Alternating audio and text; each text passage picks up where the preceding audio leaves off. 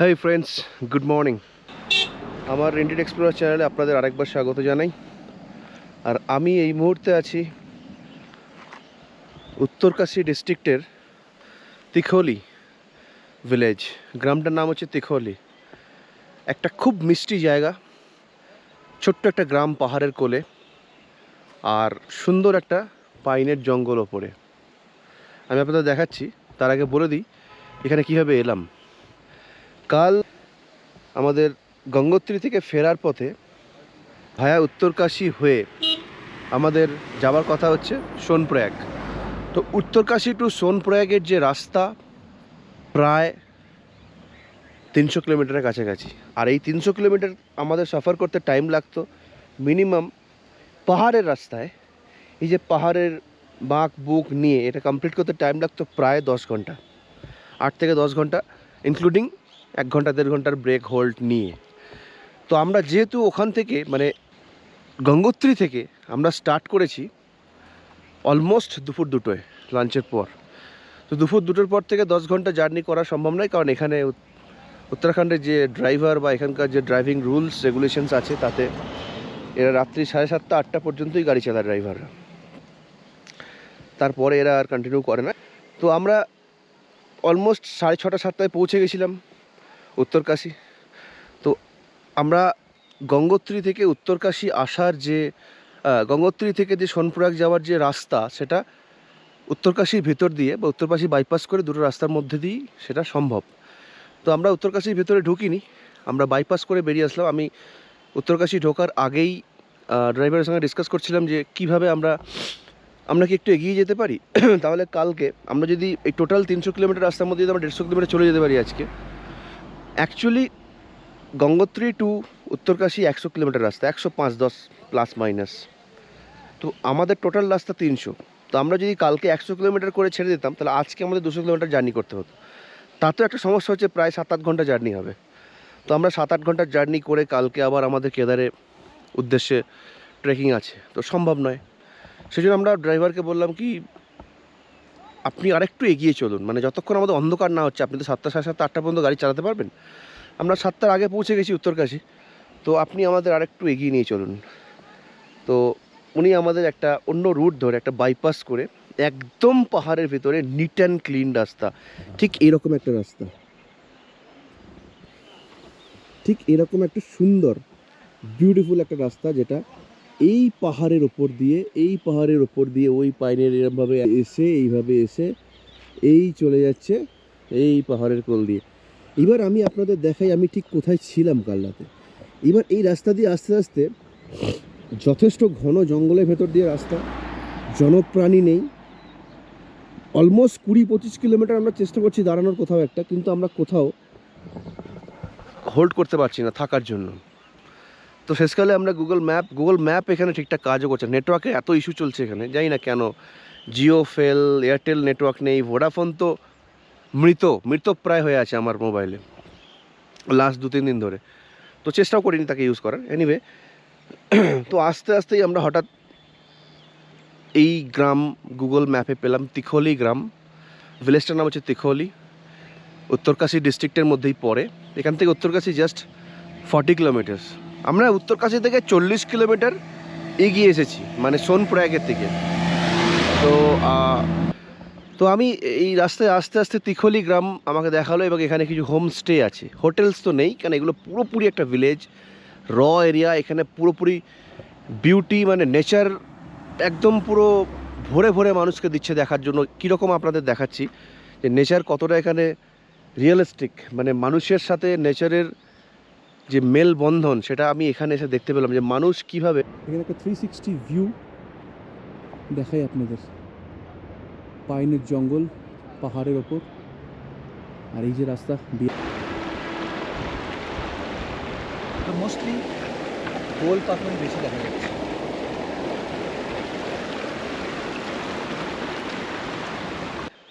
আমার একদম ডান দিকে সূর্য, এবং সূর্য ঠিক পাহাড়ের ওপরে। ঠিক এরকম একটা সূর্যোদয় বলুন তো দেখেছেন কখনো? রুমের দরজাটা খুলতেই, রাত্রি এসেছি বুঝতে পারিনি কোথায় ঢুকেছি কী বৃত্তান্ত, কারণ এত অন্ধকার ছিল, ঘোর অন্ধকার। আর লাইট একদম অল্প স্বল্প লাইট, খুব বেশি লাইট ছিল না। আস্তে আস্তে একজন ভদ্রলোক হাত দেখালেন, হোমস্টে হোমস্টে হোমস্টে, রুমস করে অনেকেই করছে এটা। আপনারা যদি কখন উত্তরাখণ্ড ভিজিট করেন দেখবেন এরকম অনেকেই ডাকবে যারা রুমের মধ্যে থাকার ব্যবস্থা করে দেয়, খাওয়ার ব্যবস্থা করে দেয়। তো এরকম আমার হাত দিয়ে আমি ড্রাইভারকে স্টপ করতে বললাম। আমি ঠিক এরকম একটা জায়গায় কাল রাতে আমার গাড়ি দাঁড়িয়ে আছে, রাস্তা দিয়ে এই পাহাড়ের ওপর দিয়ে এসে টার্নটা নিয়ে এই যে গ্রামটা, তিখলি গ্রাম, এটা হচ্ছে ভিলেজ।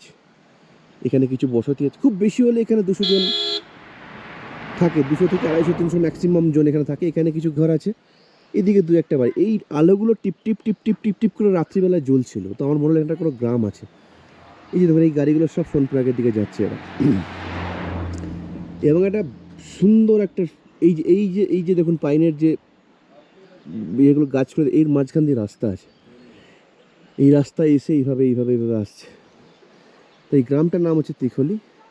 এখানেই আমাদের পণ্ডিতজি, ওনার একটা ছোট্ট ধাবা কাইন্ড অফ আছে, যিনি এখানে তার একটা প্রপার্টি আছে। এই প্রপার্টিতে উনি একটা খুব নতুন একটা ঘর বানিয়েছেন। এটা একটা লম্বা বিল্ডিং, জাস্ট 1 ফ্লোর আছে ওটার ছাদে, যেটা রোড লেভেলে। খুব সুন্দর একটা হোমমেড খাবার উনি বানান, পরাঠা, রুটি, রাইস, সবজি, ডাল, অ্যাভেলেবেল চা। এই দেখুন কিছু কোল্ড ড্রিঙ্কস আছে, জল আছে, এখানে টেবিল চেয়ার পাতা আছে। আর এই যে বিল্ডিংটাতে আপনাকে দেখাই, এই রাস্তা এরকমভাবে নেমে যেতে হয়। আপনারা একটা জিনিস বলে রাখি, এই রাস্তাতে উত্তরাখণ্ডে বা হিমাচলে বা কাশ্মীরে যারা বাইক রাইডিং মানে বাইক নিয়ে যারা ঘুরতে আসে, যারা বাইকার্স আছে, তারা অনেকেই এই ধরনের হোমস্টেগুলো প্রেফার করে। এবং তারা এই ধরনের হোমস্টেতে প্রেফার করে তারা রাত কাটায় এবং এখান থেকে তারা পরের দিনে সফর শুরু করে। তাদের বাইক আমি দেখতে পাচ্ছি, আপনাদের দেখাই, আপনারা একটু দেখুন ওখানে কিছু রয়্যাল এনফিল্ড বাইক রাখা আছে। ওই যে দূরে দেখুন রয়্যাল এনফিল্ড, এই বাড়ির ছাদ এটা, মানে আমরা যে হোমস্টেতে তার ছাদ, যেটা রাস্তার লেভেল, এখান দিয়ে রাস্তা ঢুকে গিয়ে ওখানে ছাদে দেখুন 2-3টে বাইক রাখা। খুব নতুন একটা বিল্ডিং, একদম ঝাঁ চকচকে, টাইলস পাথর এরকম কিছু নেই, তবে একটা নতুন বিল্ডিং। এরকম গোটা 5 ঘর উনি করে রেখেছেন পণ্ডিতজি। 1, 2, 3, 4, 5টা ঘর করে রেখেছেন। ভেতরে অ্যাটাচ টয়লেট আছে এবং জলের সুব্যবস্থা আছে প্রত্যেকটা ঘরে। এই যে এখানে বাইকটা আছে, এই রুমটা, এরকম রুমস আছে। আর এখানে একটা রুম, যে রুমটাতে আমরা আছি, ঠিক এই রুমটাতে আমরা আছি। বেশ বড় সড়ো রুম। আর 2টো বেড আছে, একটা ডাবল বেড, একটা সিঙ্গেল বেড। আমাদের খুব সুন্দরভাবে ম্যানেজ হয়ে গেছে, জলের সুব্যবস্থা আছে। ভদ্রলোকের এই প্রপার্টিটা ওনার, উনি রান্নাবান্না উপরে করে কাল রাতে আমাদের খাইয়েছেন, খুব সুন্দর একটা খাবার খাইয়েছেন। ডাল, সবজি, রুটি, ভাতও ছিল। আমাদের কাছে ঘি ছিল, ঘি দিয়ে ভাত। দেখুন ভালো করে দেখুন, এই প্রপার্টিটা ওনার। এখান থেকে এই এরিয়াটা হচ্ছে ওনার, এই এরিয়াটা পাশে আরেকজনের প্রপার্টি, ওই গ্রাম। এইটা হচ্ছে পাহাড়ের গায়ে ধান চাষ।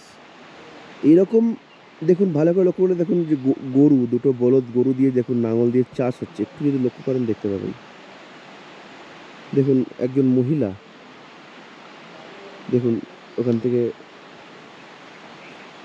মাটি খুঁড়ছে, মানে লাঙল দিয়ে।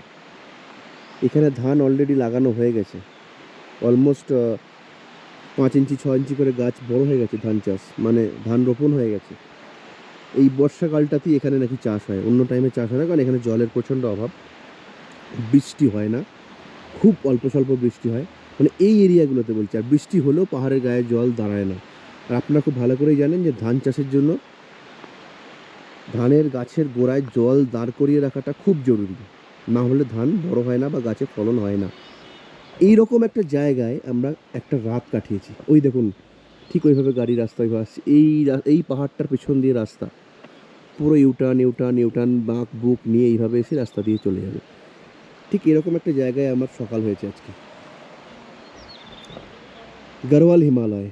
এই প্রত্যেকটা পিক আপনি দেখছেন, প্রত্যেকটা শৃঙ্গ দেখছেন, এই প্রত্যেকটা শৃঙ্গই কিন্তু উত্তরকাশী থেকে উইথিন 40 কিলোমিটার্সের মধ্যে। মানে এখান থেকে উত্তরকাশী জাস্ট 40 কিলোমিটার, আর 100 কিলোমিটার হচ্ছে এখান থেকে গঙ্গোত্রী। মানে আমরা গঙ্গা নদীর উৎপত্তি স্থল থেকে 140 কিলোমিটার আগে চলে এসেছি, মানে টুয়ার্ডস সোনপ্রয়াগ, কেদারনাথ। এই রাস্তাই কেদারনাথের দিকে চলে যাচ্ছে। দেখাবো আপনাদের তো আমার এই ছোট্ট ও, গ্রামের যে ভিউটা, এই ছোট্ট গ্রামের যে সকালটা, এটা একটা সত্যি অনবদ্য সকাল, যেটা আমি কখনো এক্সপেক্ট করিনি আমার লাইফে যে আমি এরকম একটা সকাল দেখব। যেটা ঘুম ভেঙেই দরজা খুলেই সামনে একটা পাইন গাছ আর পাহাড়ের কোলে এরকম। এখানে শুধু ধান নয়, আপনি যদি একটু ওপরের দিকে লক্ষ্য করেন, আমি এখানে দেখছিলাম অনেক আলু আছে নাকি। আমার ড্রাইভার দাদা বলছিল এখানে আলু, আদা, হলুদ, জিরা, তারপরে আমরা যেটাকে কচু বলি, এখানে এটাকে এরা আরবি বলে, কচুরও নাকি কিছু চাষ আছে এখানটাতে। এরকম অনেক সবজি, মানে শাক সবজিরও চাষ নাকি। এইটা আমাদের হোমস্টে, এখানে আমরা রাতে থেকেছি। বিশ্বাস করুন, জায়গাটা ওপেন, পাহাড়ের কোলে, কিন্তু 100% সেফ এবং নিরাপদ। আপনারা যদি কখনো এই রাস্তায় আসেন, এই হোমস্টে কোনো নাম নেই, ভদ্রলোকের নামও আমি জানি না, ওনাকে পণ্ডিতজি বলছে, উনি এটা খুব রিসেন্টলি তৈরি করেছেন এই বিল্ডিংটা ওরা। তো আমার রিকোয়েস্ট থাকলো আপনাদের কাছে, যদি কখনো আপনারা উত্তরকাশী থেকে সোনপ্রয়াগের দিকে যান, তিখোলি ভিলেজ জাস্ট 49 কিলোমিটার্স এসেই আপনারা গাড়ি স্টপ করবেন, কাউকে একটু জিজ্ঞাসা করে নেবেন পণ্ডিতজির হোমস্টে কোথায়, বলে দেবে। বা আপনারা আস্তে আস্তে লেফট সাইডে ঠিক এরকম একটা জায়গা দেখলেই দাঁড়িয়ে যেতে পারেন। এরকম এখান থেকে একটা ছোটো খাল বা নদী টাইপেরও আছে, যেটা আমি দেখাতে পারছি না আপনাদের, কারণ জঙ্গলের মধ্যে জলে আমি আওয়াজ পাচ্ছি। এই জলই ওরা চাষের ক্ষেত্রে ইউজ করে, এই নদী, এই জল কিন্তু অ্যাকচুয়ালি গ্লেশিয়ার্স থেকেই আসছে। এই জল, এখানে জলের কোনো সোর্স নেই, জলের সোর্স এখানে সব ওইভাবেই, সব ওই বরফ গলা জলই আসে, কিন্তু কোথা থেকে আসে, কীভাবে আসে, কেউ বলতে পারে না, এরাও জানে না, আমি জিজ্ঞাসা করলাম। কিন্তু এখানে জলের সোর্স কিন্তু ওটাই, গ্লেশিয়ার্স থেকে বা বরফ গলা জল থেকে। তো এরকম একটা সুন্দর গ্রাম, ঠিক এরকম আমি আপনাদের একটু ভিউটা দেখাই। এই ওপরের রাস্তা, এই যে এরকম,